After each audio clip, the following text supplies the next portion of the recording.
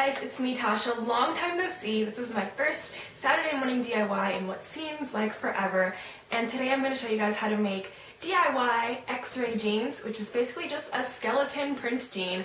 And I wanted to do this back in October for you guys as sort of a Halloween DIY special, but I never got around to it, and I'm the type of person that will wear skeletons and absolutely loves skeletons year round, so it really doesn't matter what season it is for me, and better late than never, right?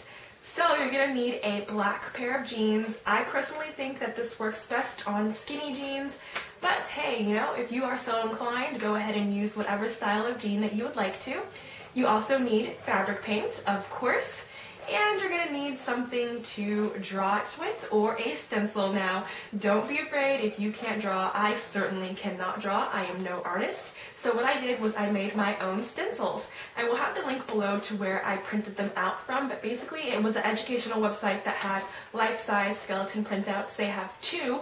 One's a juvenile that's like 5 or 4 foot something, and one's an adult that is supposed to be a life-size printout of a 6'2" male. So I chose that one because I'm rather tall. I'm 5'7", so I needed a little bit of length because I have long legs. So you're going to print out from the pelvic bone down, and really you only need to print one side of the skeleton, either the right or the left, it doesn't matter, because what you can do is you can do the print on one side of your jeans and then take the same stencil and flip it over, and that way it'll save you paper, and you know, we don't want to waste paper nowadays.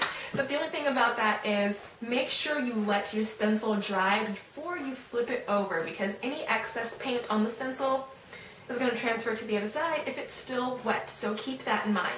Alright, so let's get started.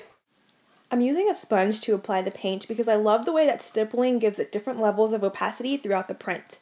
But if you want a more solid, opaque print, go ahead and use a paintbrush for this. And oh hey look, Tasha's wearing gloves.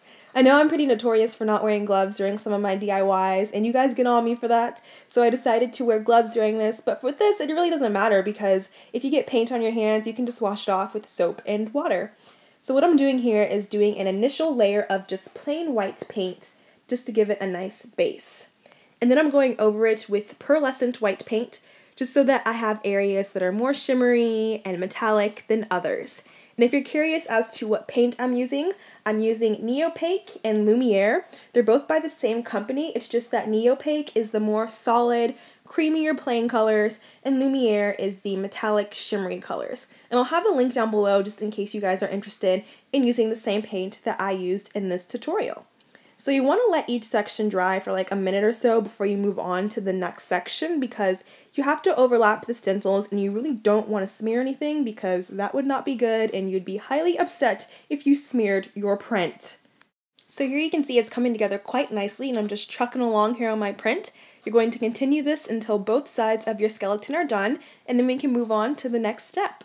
Oh, and one more thing. Before you even start this project, try on the pants and mark where your actual kneecap is, so that way you can match up where the kneecap is on the print to where your knee actually bends in real life.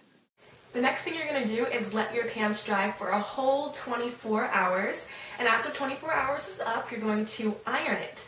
You're going to iron it for 30 seconds on each side. Now, since this is paint, it is going to feel hard and crusty and stiff. But I kid you not, after you heat set it, go ahead and throw it into the wash, dry it, and it's going to feel like it's not even paint. It's going to be nice and flexible, and it'll soften up a great deal. Here's what they look like when they're all finished. I am super happy with how they came out. I love how it's simple and plain in the front, and then BAM! Skeleton print all on the back. And here's our little friend Root Beer. He's been gone for a while, but he's going to say hello to all of his YouTube friends. I also did this X-ray print on a pair of high-waisted vintage Levi's that I cut into cut-off shorts. So if you are interested in these, they will be on my Etsy site, and you can buy them if they fit you and if you like them.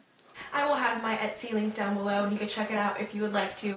I really hope you guys enjoyed this video. I'm so happy to be back. If you did enjoy it, go ahead and give it a thumbs up. And if you haven't already, subscribe to my channel because you'll be notified of when I have new videos if you like this type of thing that I've got going on over here.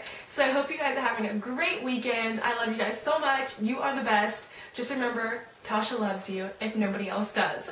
So have a great day, and I will see you guys later. Peace out.